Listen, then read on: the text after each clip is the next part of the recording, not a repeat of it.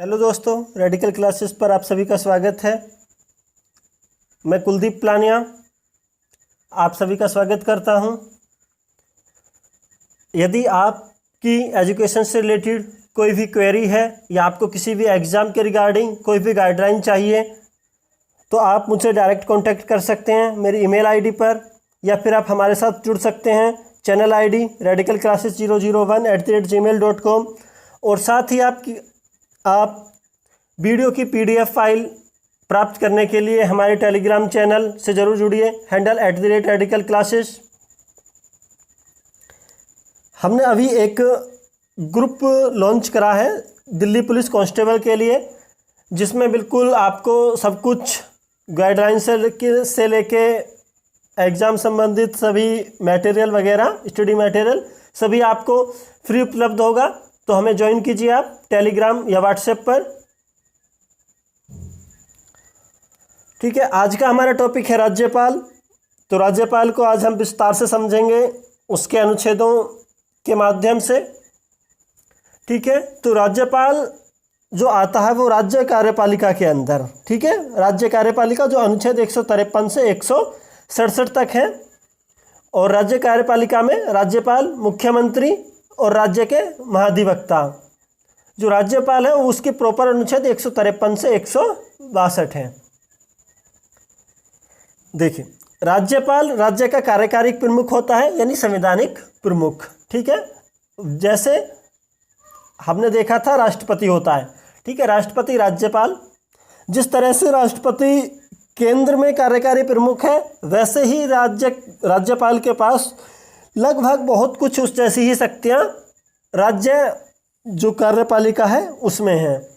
ठीक है, यह केंद्र सरकार के प्रतिनिधि के रूप में कार्य करता है।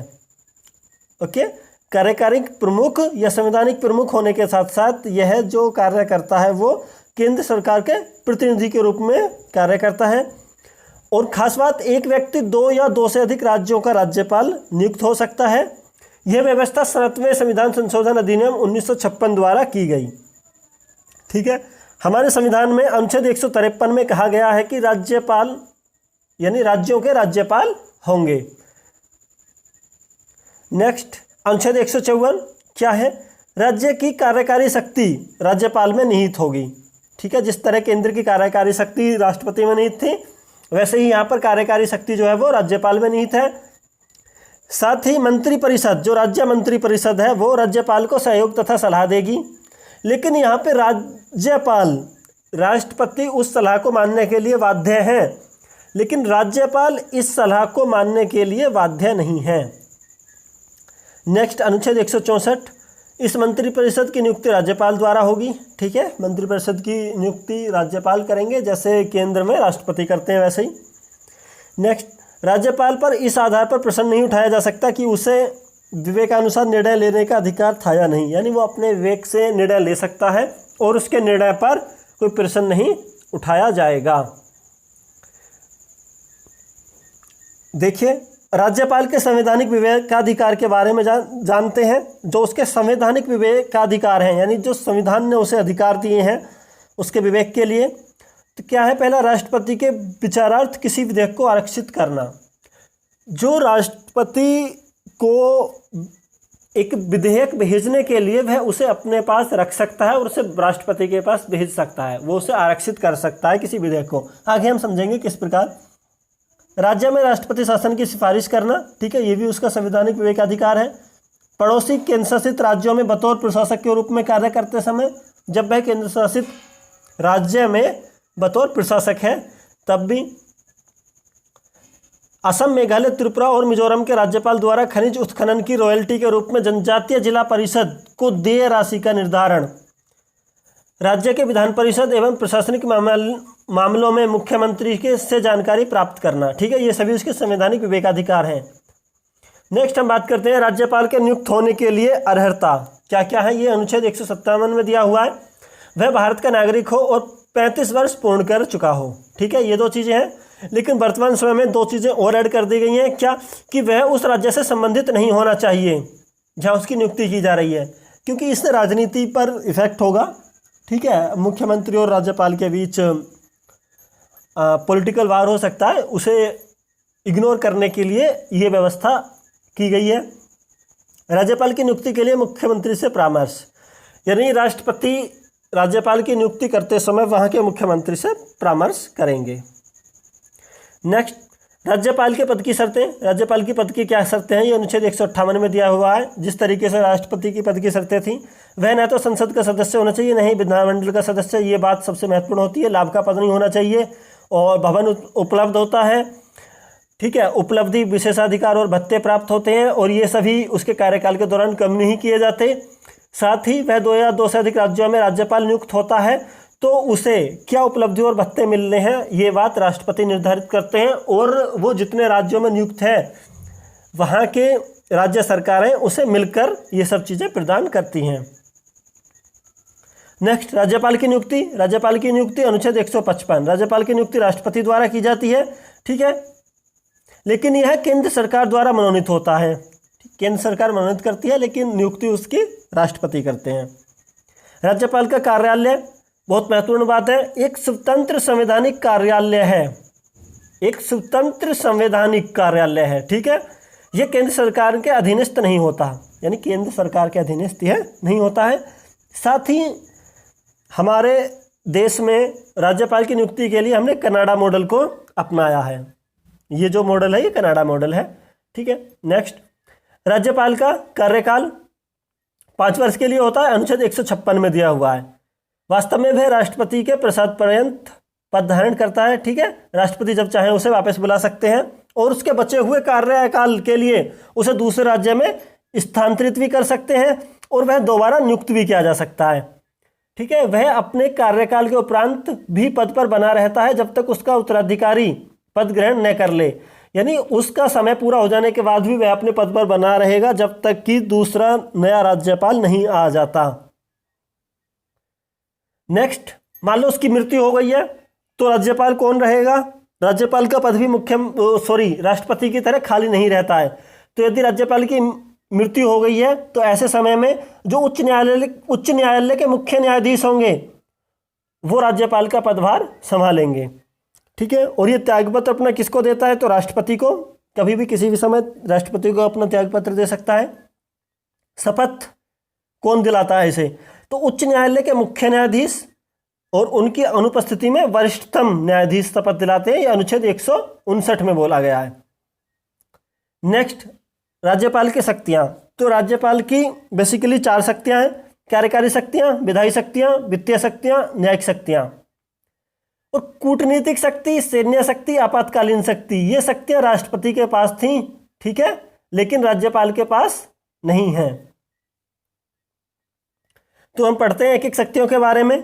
तो हम पहले चर्चा करते हैं कार्यकारी शक्तियां। तो कार्यकारी शक्तियों में क्या आएगा कि जितने भी राज्य सरकार के जो काम होंगे, कार्यकारी कार्य होंगे, वो राज्यपाल के नाम से होते हैं, ठीक है।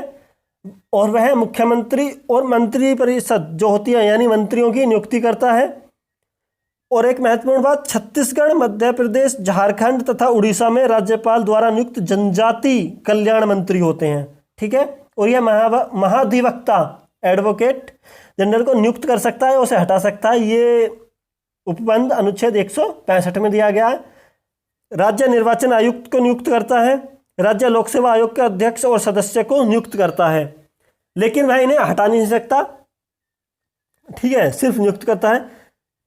जो हटाने की बात आती है, ये बात करें तो राज्य निर्वाचन आयोग की, तो राज्य निर्वाचन आयोग को जो हटाया जाता है वह वैसे ही हटाया जाता है जैसे उच्च न्यायालय के न्यायाधीश को हटाया जाता है, ठीक है। और जो राज्य लोक सेवा आयोग के अध्यक्ष या सदस्य हैं इन्हें सिर्फ राष्ट्रपति हटा सकते हैं, इसके पास कोई वो नहीं होता। नेक्स्ट, राज्य में संवैधानिक आपातकाल के लिए राष्ट्रपति से सिफारिश करता है ये। और साथ ही यह जो राज्य विश्वविद्यालय होते हैं उनका कुलाधिपति होता है और कुलपतियों की नियुक्ति करता है। नेक्स्ट, वित्तीय शक्तियों के बारे में बात की जाए तो वह राज्य विधानसभा के सत्र को आहूत, सत्रावसान और विघटित, ठीक है, बुला सकता है, भंग कर सकता है, ठीक है, जो विधानसभा का सत्र है उसे। यह अनुच्छेद 174 में दिया गया है। और साथ ही यह विधानमंडल के जो नई विधानमंडल बन के आ रही है, ठीक है, जो यानी उसका चुनाव हुआ, नई विधानमंडल बन के आई है, तो उसका पहला सत्र जो आएगी तो उसका सबसे पहला एक सेशन होगा, सत्र होगा। और साथ ही हर वर्ष जो पहला सत्र होता है उसको संबोधित करता है कौन? राज्यपाल। अनुच्छेद 175 में यह बात की गई है। नेक्स्ट देखें तो विधानसभा अध्यक्ष और उपाध्यक्ष, विधानसभा के अध्यक्ष और उपाध्यक्ष दोनों का पद खाली है। ऐसे में यह किसी भी व्यक्ति को कार्यवाही यानी विधानसभा की कार्यवाही चलाने के लिए नियुक्त कर सकता है। राज्य विधान परिषद के कुल सदस्यों के 6/6 भाग को यानी 1/6 भाग को यह नामित करता है। ठीक है, जो राज्य विधान परिषद होती है हर राज्य में नहीं होती, बेसिकली अभी 6 राज्यों में है, उत्तर प्रदेश में है। ठीक है, तो ये उसमें 1/6 भाग को नामित करता है। राज्य विधानसभा के लिए एक आंग्ल भारतीय समुदाय की नियुक्ति करता है।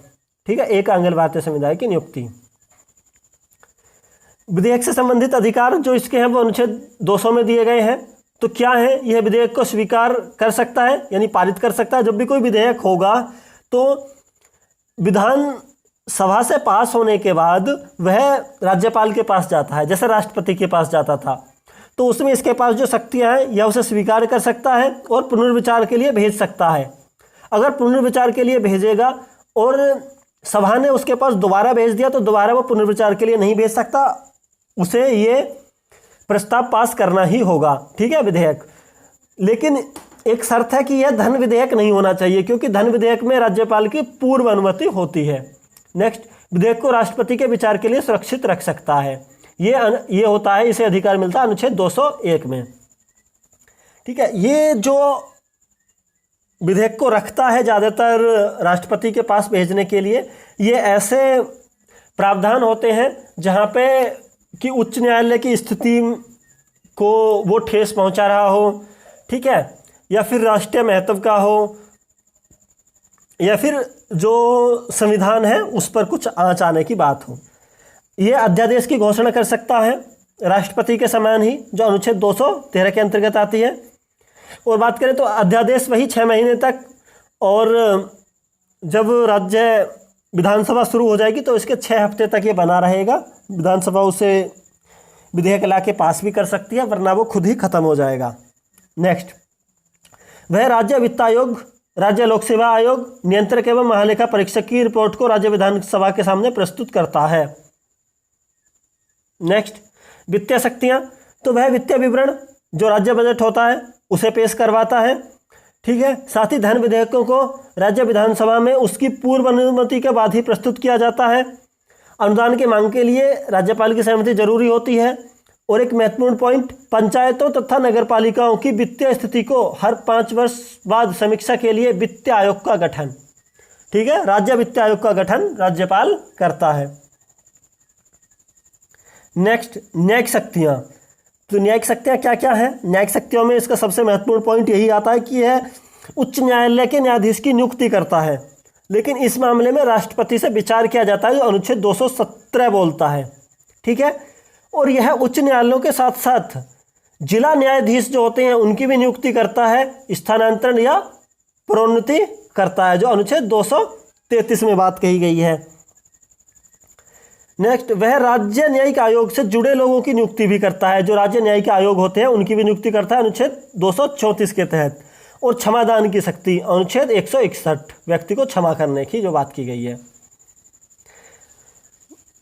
नेक्स्ट, हम कुछ बात देख लेते हैं जो राज्यपाल के विशेष उत्तरदायित्व के बारे में है। तो इसकी विशेष उत्तरदायित्व ज़्यादातर राज्यों के जनजातीय क्षेत्र वगैरह से लेके हैं। इसके कुछ विशेष उत्तरदायित्व जिसके लिए राष्ट्रपति इसे निर्देशित करते हैं। तो क्या है? पहला है महाराष्ट्र, विदर्भ एवं मराठावाड़ के लिए पृथक विकास बोर्ड की स्थापना, गुजरात, सौराष्ट्र और कच्छ के लिए पृथक विकास बोर्ड की स्थापना, नागालैंड, त्वेसांग नागा पहाड़ियों पर आंतरिक विघ्नों के चलते कानून एवं व्यवस्था के संबंध में यह नियम बना सकता है, असम जनजातीय इलाकों में प्रशासनिक व्यवस्था का काम इसी का है, मणिपुर राज्य के पहाड़ी इलाकों में प्रशासनिक व्यवस्था ही संभालता है और उनके लिए नियम कानून बना सकता है, सिक्किम राज्य की जनता के विभिन्न वर्गों के बीच सामाजिक और आर्थिक विकास के लिए शांति सुनिश्चित करना, अरुणाचल प्रदेश राज्यों में कानून एवं व्यवस्था बनाना, कर्नाटक हैदराबाद क्षेत्र के लिए एक अलग विकास बोर्ड की स्थापना। यह भी कार्य किसका है? राज्यपाल का। अगली वीडियो में हम राष्ट्रपति वर्सेस राज्यपाल पढ़ेंगे, जिसमें धन विधेयक और साधारण विधेयकों में इनकी पावर्स को जानेंगे। साथ ही इनकी पावर्स को जानेंगे जो क्षमादान करने की इनकी पावर्स हैं उनके बारे में।